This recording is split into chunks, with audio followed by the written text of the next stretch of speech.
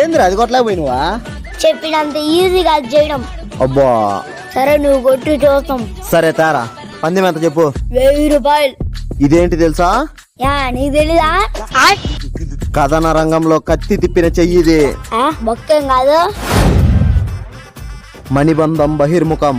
రామచంద్ర ఈడు ఓరాక్షన్ భరించలేకపోతున్నాను రా.